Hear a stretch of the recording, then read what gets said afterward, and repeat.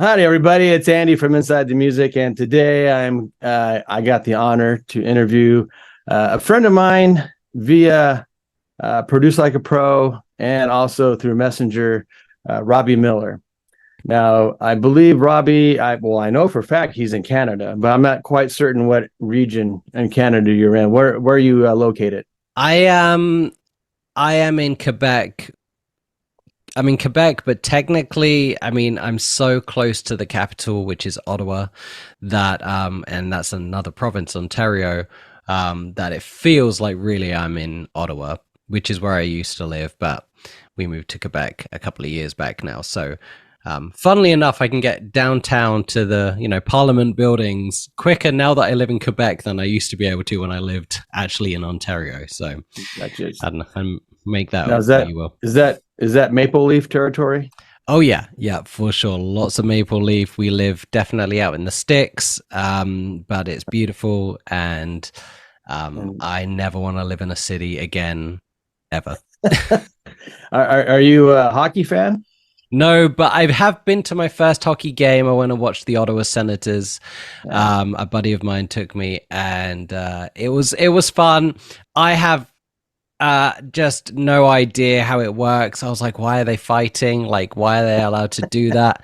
Yeah. And there's apparently all these unwritten rules in hockey. That's just the way it Yeah, goes. So yeah, we that's a whole nother conversation. I used to go to the Kings games all the time. So, but anyways, yeah, another topic. yeah, for sure.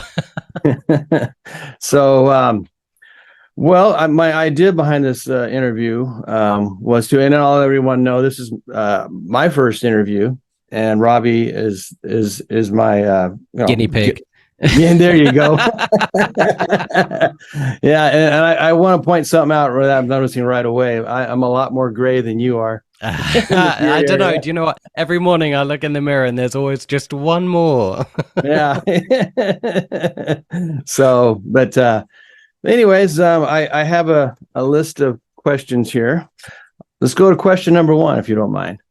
Yeah. So we got what software or hardware do you use for music production and why? Well, do you have a moment to talk about our Lord and Savior Reaper? uh, I've heard good things about it. So Yeah, I never stay on. I'm just one of those people that if I can find a better way to do things, or if something seems like a more easier workflow, then I just jump ship and I have no problem doing it. So I started on GarageBand. I moved over to Logic Pro 8, I think at the time. This is a few years back now, and I stayed on Logic for a while. I didn't even know what an EQ or a compressor was. I just used to record guitar and music into it, and that's it. And used to balance the faders and be like, that sounds good. And then I obviously learned a whole lot more, and then I moved on to Pro Tools, which I loved using Pro Tools. I thought it made so much sense to me, and I still miss it in many ways. And then, but I just couldn't afford to use it. It was just wild and no fun. It sucked the fun out of it when that was sort of holding me back. And then I moved over to you, Reaper. can you give it a little explanation why it was sucking the funds? I mean, because a lot of people might not know if they're watching this for the first time or getting into the this area of music. Yeah. What does Pro Tools charge a monthly fee or a yearly fee? Or Yeah, they changed, and it used to be that you would get a perpetual license, and I think a perpetual license at the time. I mean, actually, you know what? I don't want to say what it was because I might have it wrong, but it was considerably large. Like maybe no, I'm not going to say, but we're talking right, hundreds and right, hundreds and hundreds, and I'm sure it's out there. And right. then they moved to monthly, and I was like, oh, that could work.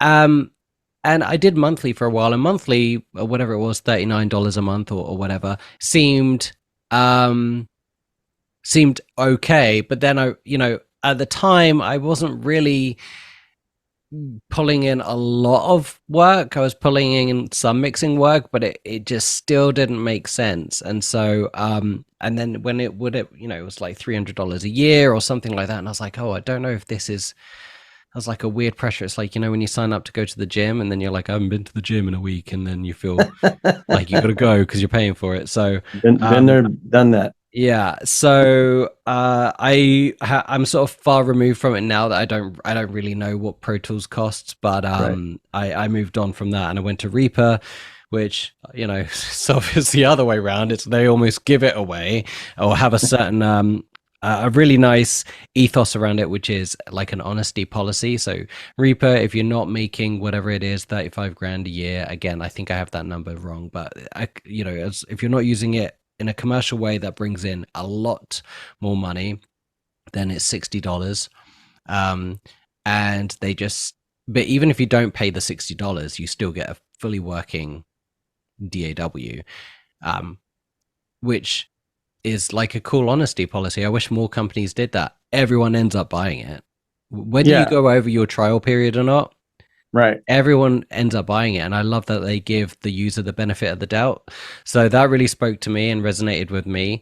And then but of course I bought it, and now that's what I use. So a very long-winded way of saying I use Reaper, but it's pretty That's much right. all in the box. I have some outboard gear, and you know, which is another slippery slope that I see myself getting into here and there. I'm sure, Andy, you know the Yep. same I was problems with that. I was looking on Reverb this morning, and also Sweetwater. You know, I'm always on the hunt, and I don't just I look for bargains. Yeah, You know, something, if it's in my price category, I'll talk it over with my boss, the wife, yeah, and you know, see if it's okay if we can do that. So I always go down those. Those are my rules yeah, for for me to buy sure. some outboard gear. I'm a Cubase person, That's and right. kind of like Reaper. Every year, or I shouldn't say every year, most of the time, Cubase has an update every year, Hmm. and you have to pay for the update. You don't have to get the update. Right. You can continue to use the program you have. Right now, I'm currently on Cubase Pro 13, but the update, if you move along every year, the updates, I think maybe $99, and Yeah. that's nothing. Yeah. Yeah. You know, and you get a bunch of new features, and so, but like you, I same thing. I started out with the lightest version of Cubase possible at the time, which was Cubase 4. And dude, I came from or tape machine. You know, when you put a cassette in, you have Hmm. 4 tracks, and Hmm. then you try to bounce everything, pain in the ass. Yeah. Fun, but and then kept coming to the digital side of things. I actually bought it, put it on my laptop, couldn't figure it out because Yeah. there was no YouTube videos at the time, Yeah. and it sat there for, I don't know, probably 7 years before I actually pulled it back out and did like you started doing like you did. Yeah. So Yeah. And if something better comes along, I'll jump to that as well. right. Like that's the thing, is that you know, I think a lot of people, I put up a few YouTube videos myself, like, oh, just move to Pro Yeah. Tools, just move to Reaper. You know, I've sort of done a video for all of them. And sometimes people are like, I had a comment the other day that was just like, the worst thing you could do is keep changing DAW, just start making music. And there's That's right. truth to that. But at the same time, it's like, if I can find a better way to do something, then Right. I'm going to just go with that. I'm not going to just stick with what we have or what I've been using. So yeah, I mean, Right. if something came along, if there was something in Cubase where I was just like, this is now the way that it needs to happen, and I can do everything I do in Reaper, right? I want to do everything I did before. That's always the deal, and Right. but I want to do it better. I'd move to Cubase because Yeah. that just makes My sense. So my daughter's moving. My daughters, I have twins. They're moving into high school next year, and we went to a family night, and they have actually music production, which is great. But they use Pro Tools. So I'm kind of looking forward to it, because that means it's going to force me to look at another program. mhm. Uh, you know, so that's kind of a cool thing for me. I'm very curious to know, because I get to, you know, I think what Warren uses Pro Tools, I believe, Yeah, yeah, and how he zips in and out of stuff, which a lot of it is a lot quicker than Cubase. There's some things that Cubase is better at. You know, every DAW probably has their advantages and disadvantages. So well, and a lot of these guys and girls have used Pro Tools since you know, the day it came out, and so they're very quick at it because that's all they know, and they've stuck with Yes. it, you know. So Right. they've So, mastered that feature. That was a okay. long question, one answer. Yeah, sorry. That That was all was me. good. That Good was me. conversation, man. So let's move on to question number two. Can you walk me through your typical work through when producing a song start to finish? You can, you know. So it really depends what condition the song is brought to me in the first place. So, you know, some people have songs that are half written and they want help being produced into the finished package, and there are some people that have the whole song fleshed out. They're songwriters, they're really good at what they do, and it's ready to go. So sometimes it just depends what condition it's in, and how much they want to be involved. Some people just are so willing to put all the trust in your hands and to make what you think the song should sound like. And then, you know, some artists have a real vision, and then you stick to that, and you bring in suggestions anyways that you feel that are going to contribute to the song in a good way. So yeah, I think it really depends what condition of a song we're talking about and how it comes in. But you know, a lot of it is just building those ideas, and I might have someone that's like, you know, they originally the song was just going to be them and an acoustic guitar, but I can hear drums in it, or I can hear more of a production.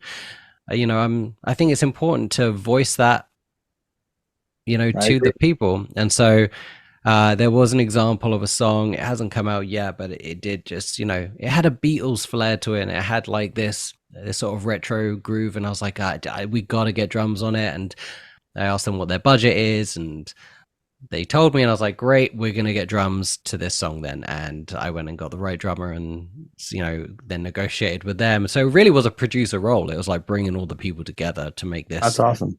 The final thing. And then it, you know, I think it worked out really, really well, but they didn't have drums in mind to begin with. So, yeah. So I think it all just depends on the song, but yeah, sometimes they're super quick and they're done. And sometimes they take, as you know, I'm sure you're aware, months and months and months.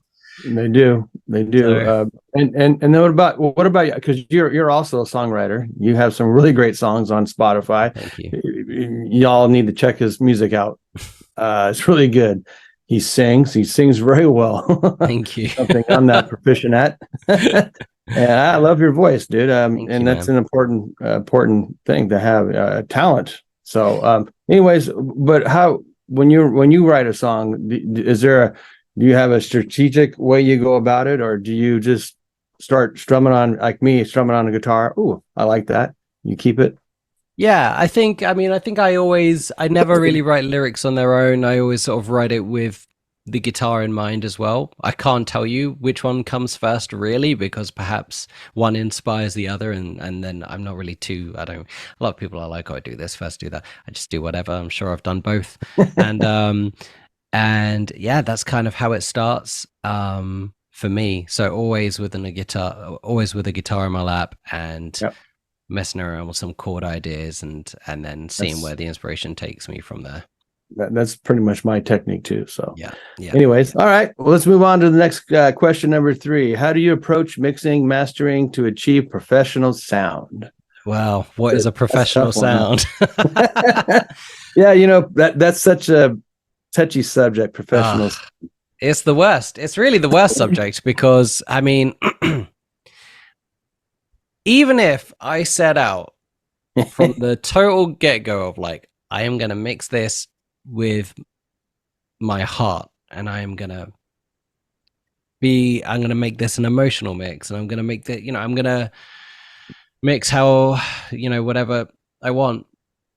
I still second guess myself a week later. I'm like, wait, really? Is that really how I'm going to leave it? You know, or one person says, yeah, you know, it's a little dark. And I'm like, oh, shoot, they're right. It is totally dark. I need to change everything.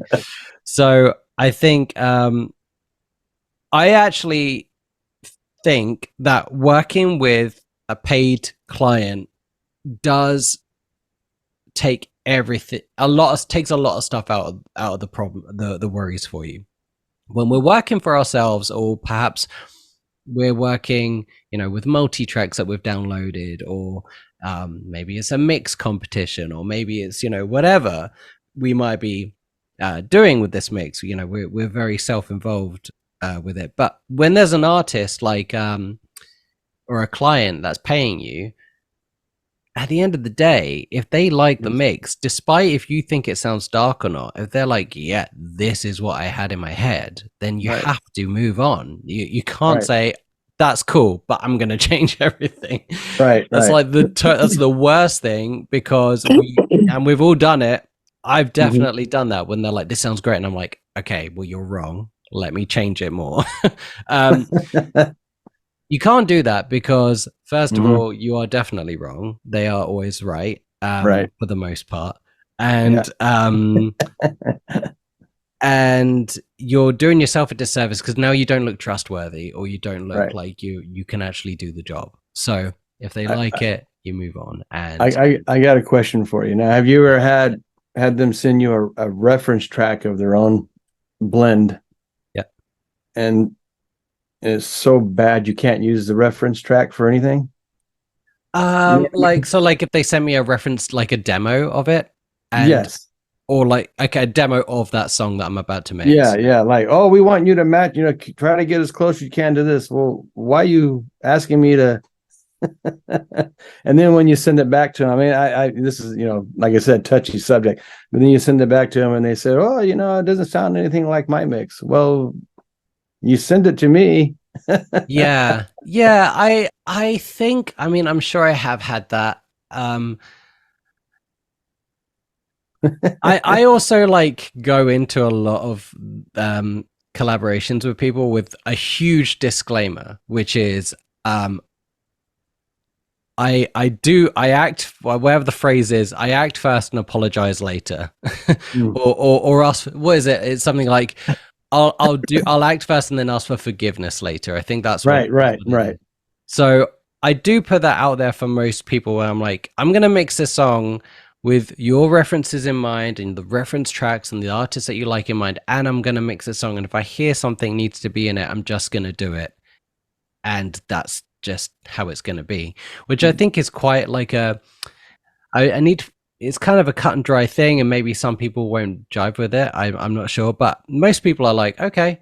And they kind of, if you do that, I feel like they then understand if the mix comes out and it doesn't sound like their demo, because you don't think it should sound like their demo, and it shouldn't, because they're coming to you for a reason, then hopefully that also puts them into the mindset of, yeah, I knew this going into this, that we're going to have somebody else's ears now on this track. Right. And that's kind of the approach I take. I as far as that goes as well too, like you take. So, but if they said like, we want it to be just like the mix, I'd be like, okay, like, shall I just master it then? Is that really what you want? Like, do you just want it to a level, and do you want to just like, if there really was like push and pull, which there hasn't, I don't think I've had that, but if there was that, I'd be like, okay, well, I'm not gonna mix this then. So like, if you like it as it is, let's just master it and get it to where you want it to be. But, yeah. All right. Question number 4. What are some common challenges you face during a music production process, and how do you overcome them? Which is kind of maybe touching base on what we just talked about. So yeah, I don't know if we've got time enough to go through all of my challenges, but yeah, what's the challenge that I have right now that I think a challenge for me right now is sometimes just like is having a good perspective of the low end, which I think is like the most cliched answer. And there's like, no, it's the go-to answer. It should be that and the vocal. Yeah. So it's yeah, I think my perspective on the low end. So a lot of mixes I'm doing right now, I'm really experimenting with different things and be like, okay, well, I hope I got this one right, in terms of what I wanted. So yeah, I mix on headphones too. So I have to really monitor it on other things as well. Like I love these headphones. I use Sonarworks Sound ID.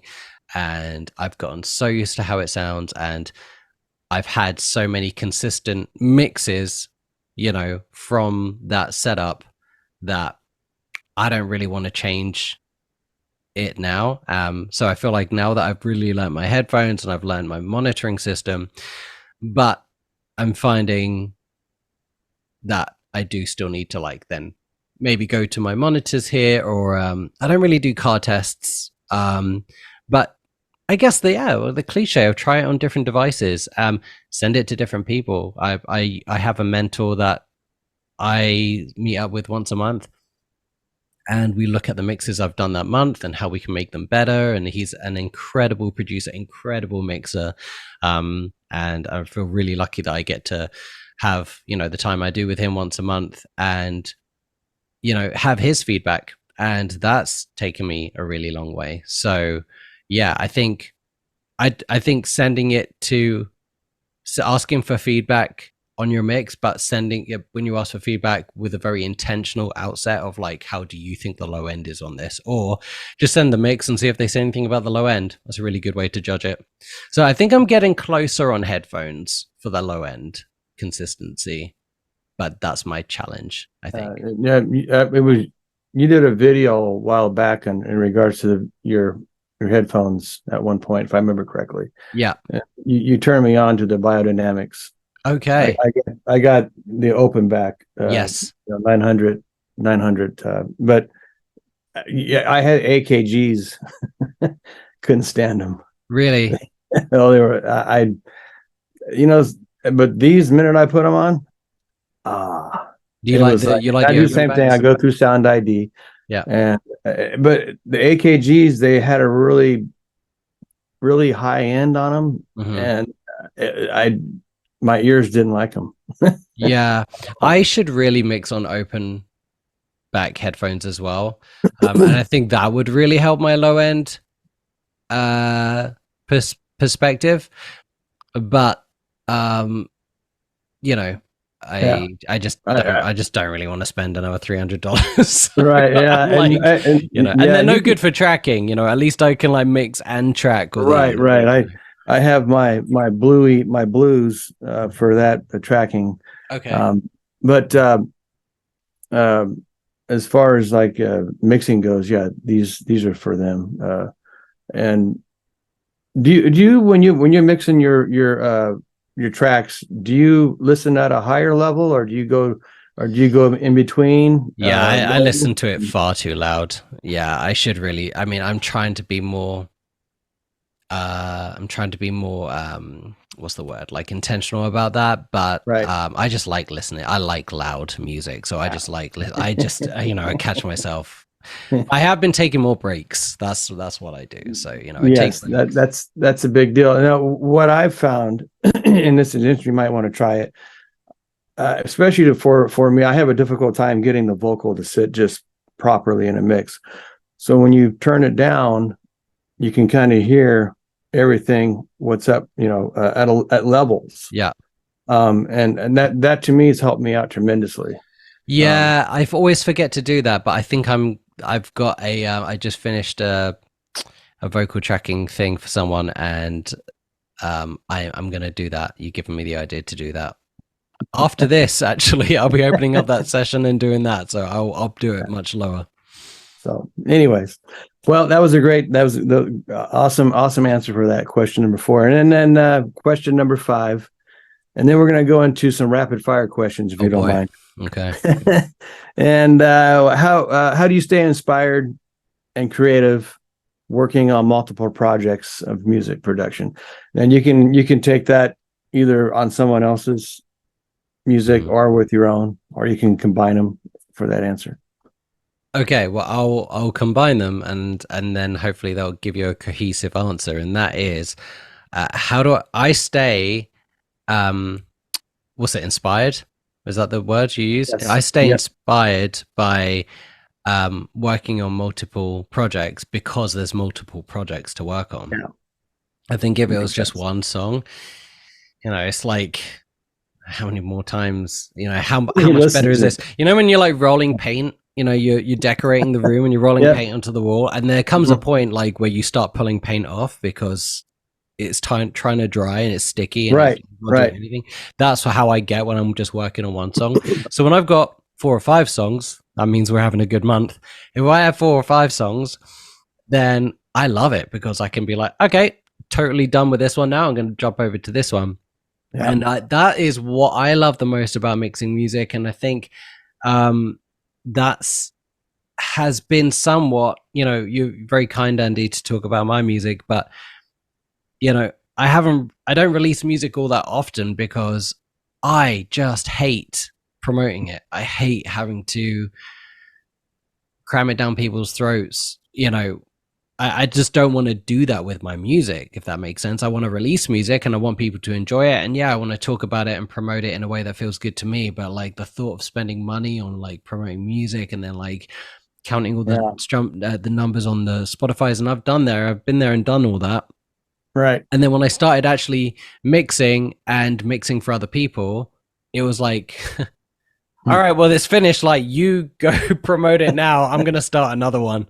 And so that's something that I love about this now, is that I kind of just get to hand, it's like you get to hand it back and then start something else, and then hand that back and then start something else. So that's what keeps me inspired, is sort of the new projects that come in and the new stuff to work on, and makes me very, very intentional now about the music I release. I got into a bit of a thing where I was like, I haven't released music in, I haven't released a song in 6 months. I need to release something, which is like such an awful thing to find yourself in, and not. Yeah.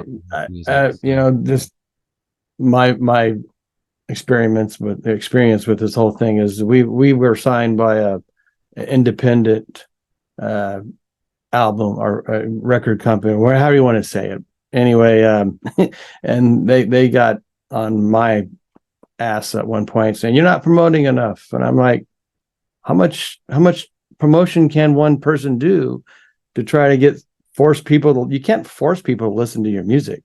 It's, you know, it's art, so it's subjective, and people like it or they don't like it. And you know, I mean, certain people have a way of promoting themselves. The gentleman that does rap music and has tattoos all over himself.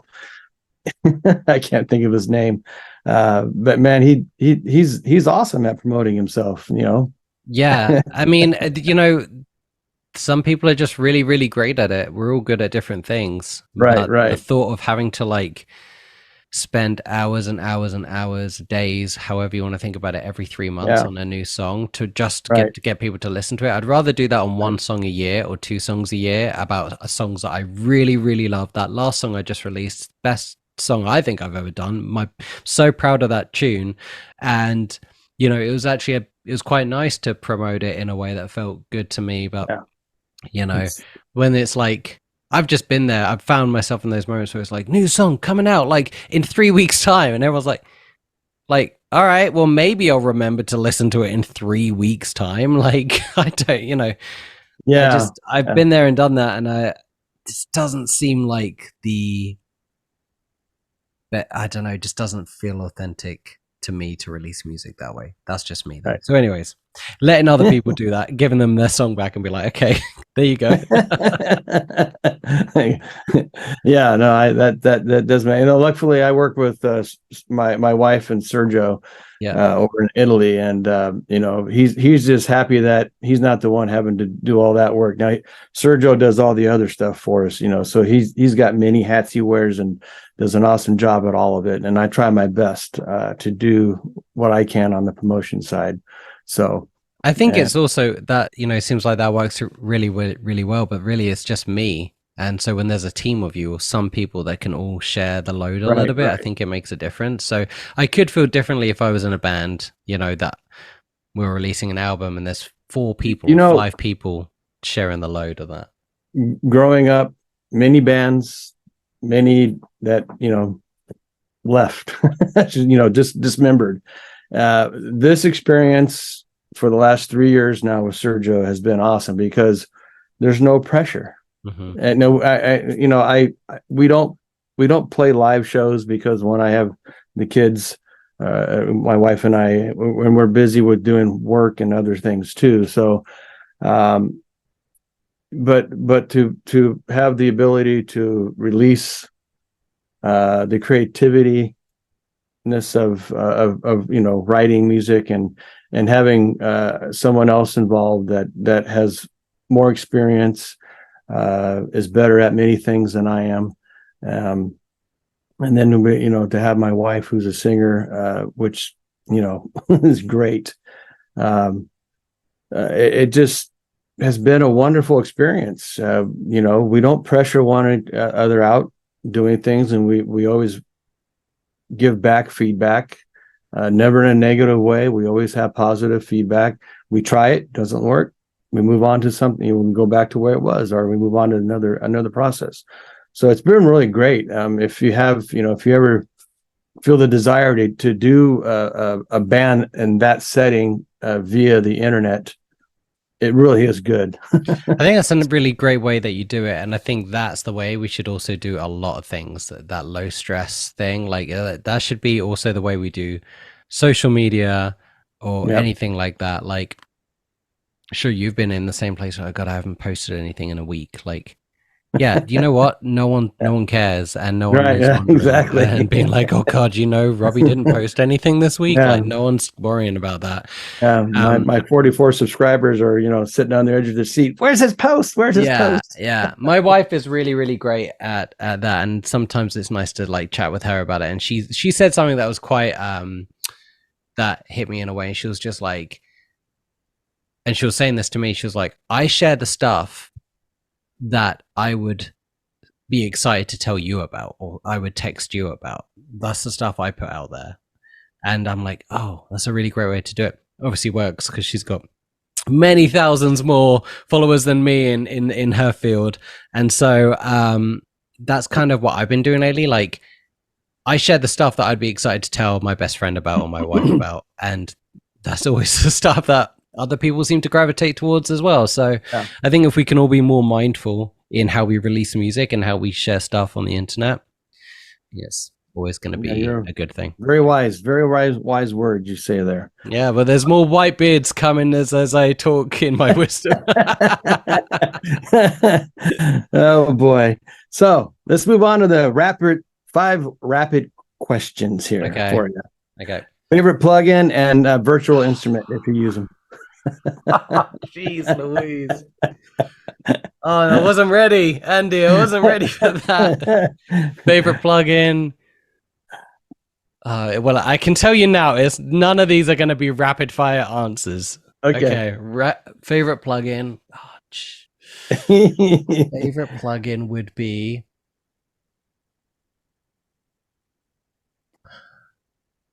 super boring.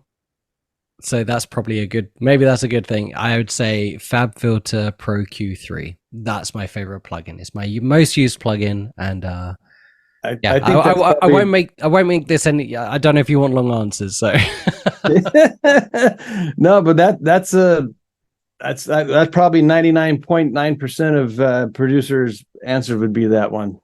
I don't have it, but I like watching everyone that uses it. Yeah. So Cubase has something similar to it, but not as in detailed as Pro EQ is. So. Yeah, it's look, I didn't want to spend $175 on an EQ. Let's just put that out there. I did not want to do that. But I use it on every track every single day. And the reason why people love it, I think, is because it is so quick. They've made the, whatever you call it, the GUI so easy to understand and so quick that you can just get a great EQ curve on whatever you're doing in seconds. And so, I wish I could have said something cooler, but no, that's a great answer. That's a great answer. I love it. Okay, question number 2: go-to mixing trick or technique. Go-to mixing trick or technique. Go-to mixing trick or technique. I would say go-to mixing trick. What the heck do I do? I'm so boring. Parallel compression. Yeah, I think right now,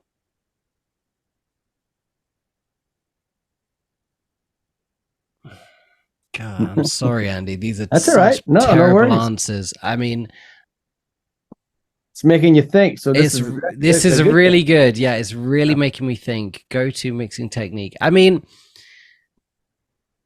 I think um you're gonna have to edit a lot of this shit out, dude, because this is not. Nobody wants to watch this.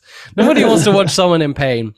I don't know. I mean, I think I'm always trying new things. That's what that's why that's such a hard answer to such a hard question to answer. But I think just trying to be really detailed in the vocals more. That's what I'm really trying to do in people's vocals. There's always like this, and it was only pointed out to me the other day, there's this boxiness in the vocals that I tend to leave in, and it's usually in the upper mids. And as soon as I got told that, I've been able to dial it out, and it's made everything so much better for me. So I think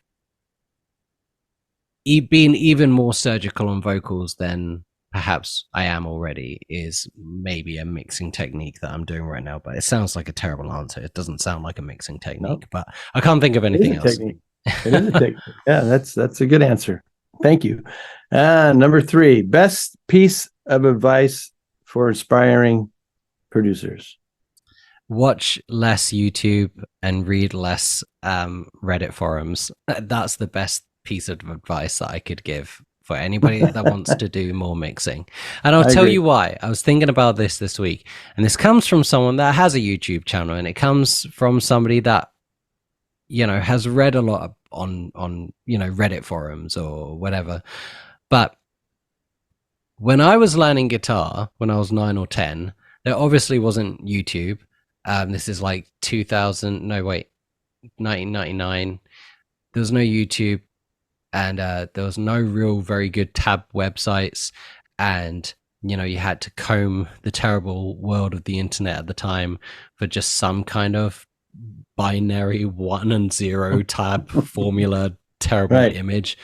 Anyway, what I'm trying to say is you had no option unless you had a guitar teacher but to just teach yourself and to try and make the sound that you wanted to make on the guitar. Right. I am so thankful I am not starting to learn the guitar in 2024, because I don't think I would be able to actually pick up the guitar, because I'd be watching so many YouTube videos that say one thing guitarists always do wrong, biggest mistake beginners make when they start learning the guitar. How do you even process all of that information at that stage? And I teach guitar as part of my living as well. So